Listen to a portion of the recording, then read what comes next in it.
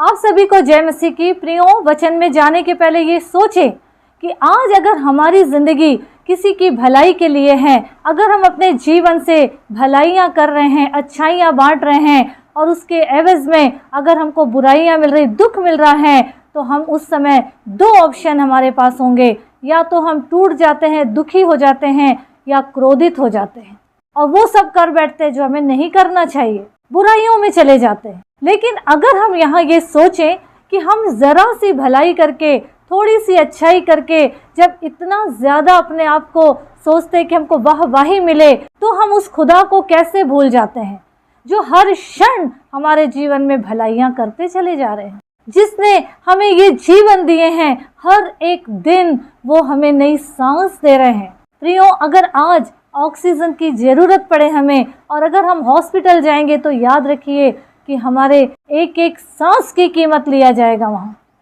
लेकिन जब फ्री में हमें मिल रहा है, नया दिन प्रभु जोड़ते जा रहे हैं, तो उसका क्या कभी हमने ये सोचे हैं? इन सब के बाद भी हम उसे सिर्फ दुख दे रहे हैं, दुख दे रहे हैं। अगर हमारे जीवन में परमेश्वर हमें हर दिन एक नया दिन दे रहे हैं, नया जीवन दे रहे हैं, नई सांस दे रहे हैं, सब कुछ हमें दे रहे हैं, के बदले में हर दिन, हर वक्त, दिन पर दिन अगर हम उसे क्रोधित कर रहे हैं, उसको अपने जीवन से दूर कर रहे हैं, तो याद रखिए जब हमारे जीवन की हरियाली जब सूखे में बदल जाएगी, उस समय परमेश्वर हमारी दुआ नहीं सुनने वाले हैं। क्योंकि वचन में यहोवा क्या कह रहे हैं कि इनको ऐसा भटकना अच्छा लगता है, ये कुकर्म में चलने से नहीं रुके, इसलिए यहोवा इनसे प्रसन्न नहीं है। वो इनका अधर्म स्मरण करेगा और उनके पाप का दंड देगा। परमेश्वर इतने उकता गए हैं, यिर्मयाह से बोल रहे हैं, परमेश्वर क्या कह रहे हैं, इस प्रजा की भलाई के लिए प्रार्थना मत कर, चाहे वे उपवास भी करें तो भी मैं इनकी दुहाई को नहीं सुनूंगा, चाहे ये होम बलि अनबलि कुछ भी चढ़ाए तो भी मैं उनसे प्रसन्न ना होऊंगा। मैं तलवार महंगी मरी के द्वारा इनका अंत कर डालूंगा।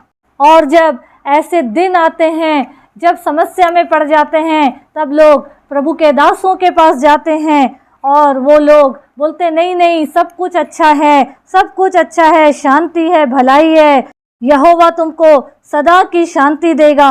लेकिन प्रियो, याद रखें कि ऐसे समय में जबकि खुदा खुद हमसे नाराज़ हो जाए, अपने पीठ को घुमा दे, और उस समय अगर भविष्यवक्ता जो झूठे हैं और ये भविष्यवाणी कर रहे हैं कि नई शांति है, तो उनके लिए वचन में लिखा हुआ है, तब यहोवा ने क्या कहा, ये भविष्यवक्ता मेरा नाम लेकर झूठी भविष्यवाणी करते हैं, मैंने उनको ना तो भेजा और न कुछ आज्ञा दी और न उनसे कोई भी बात कही। वे तुम लोगों से दर्शन का झूठा दावा करके अपने ही मन से व्यर्थ और धोखे की भविष्यवाणी करते हैं। उस समय कितना भी पश्चाताप कर ले, पास्टर्स के पास चले जाएं, भविष्यवक्ताओं के पास चले जाएं, कोई भी उपाय काम नहीं आएगा। कि वचन क्या कह रहा, भविष्यवाणी करने वाले हो या सुनने वाले हो, परमेश्वर की तलवार सबके ऊपर चलेगी और उनकी बुराइयों को मैं उन्हीं के ऊपर उंडेल दूंगा।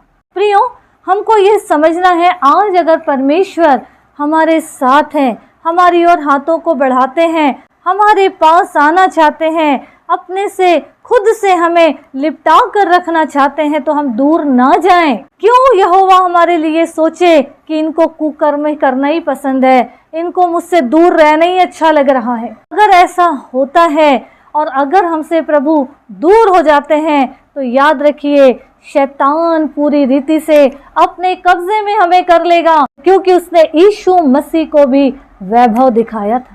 तो याद रखिए वो दिखाएगा, जितना करेगा उतना नहीं। याद रखिए शैतान पूरी रीति से अधमरा करके हमें छोड़ देगा, और ऐसा समय आएगा कि हम जब प्रभु को छोड़कर शैतान के ओर बढ़ जाएंगे, संसार की ओर बढ़ जाएंगे, शरीर की अभिलाषाओं के पीछे बढ़ जाएंगे, तो याद रखिए कि हमारा जीवन पूरी रीति से खत्म हो जाएगा। फिर हम प्रभु की ओर बढ़ना चाहें, प्रभु की ओर आना चाहें, तो भी हम नहीं आ सकते।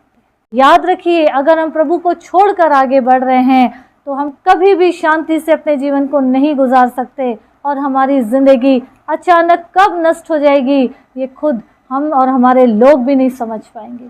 आश्चर्य करेंगे लोग कि ये क्या हो। आज प्रभु ने समय दिए हैं तो पश्चाताप करके प्रभु की ओर मुड़े। जितना हो गया काफी हो गया, क्योंकि ये जीवन का कोई भरोसा नहीं है प्रियो कि कब हम चले जाएं, और जो काम करते हुए अगर हम निकल गए उसी के अनुसार हमारा न्याय होगा। हर दिन अपने क्रूस को उठाएं और प्रभु के साथ आगे बढ़े। हर बात में प्रभु को धन्यवाद दे, हर एक पल को, हर एक क्षण को प्रभु के अधिकार में दे, ताकि हमारी जिंदगी, हमारी बातों को, हमारे वक्त को परमेश्वर के अपने हिसाब से ढाले, और हम परमेश्वर के हिसाब से ढलें, ताकि हमारा जीवन प्रभु के कार्य के लिए, प्रभु के लिए महिमा का कारण बने, और ये जीवन व्यर्थ न जाए लेकिन कई लोगों के जीवन के उद्धार का वजह बन जाए। प्रभु यीशु मसीह इस वचन के माध्यम से हम सबों को आशीष दे। आमीन आमीन।